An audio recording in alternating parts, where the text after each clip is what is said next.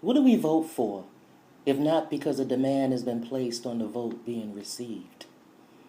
This is a vote fought for which people died trying to obtain. So how is it that we are told that we must use it in order to get a man out of office? Whether we agree or disagree on the current leader of the United States of America, in no case should our vote be used solely for that purpose without putting forth a black agenda for our people.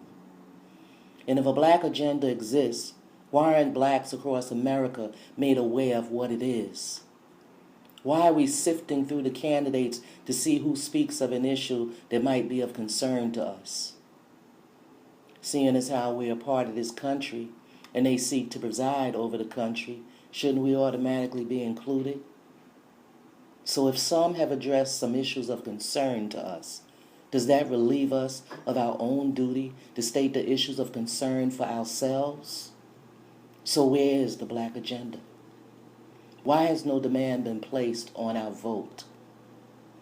How can we take these elections seriously if we don't see and hear our issues by those who claim to represent our people? Aren't we worthy of being informed as to what's being put forth on our behalf? Must we hear it from the candidates themselves who surmise on what they think those issues ought to be? When do we get to speak and declare what's expected for our vote?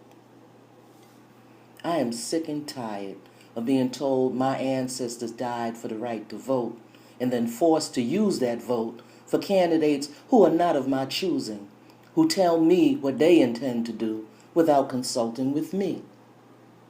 They don't live in my community.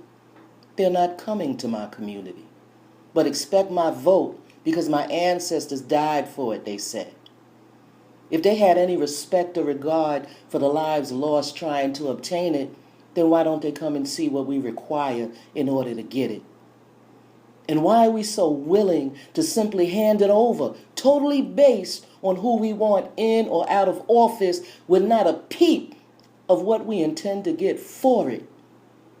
Because all I hear is how a man's got to be taken out of office and how there'll be hell to pay if he remains. And that right there is the problem. Because we going through hell right now with a Coke and a smile. We have become too goddamn agreeable to situations and circumstances all around us so that it takes a back seat. And unseating Trump becomes the primary focus. Well, can't we chew gum and walk at the same time? Can't we turn up the volume some on the demands being made for our vote? Well, what are they? Or do we hope and pray that they'll simply manifest out of thin air? If there's a candidate who consulted with us on our issues and submitted a plan concerning it that we've approved of, why don't we know it collectively as a people who are certain as to who they'll vote for?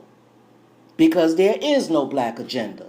There's only an agenda which will keep us right where we are while demanding we vote to get a man out of office.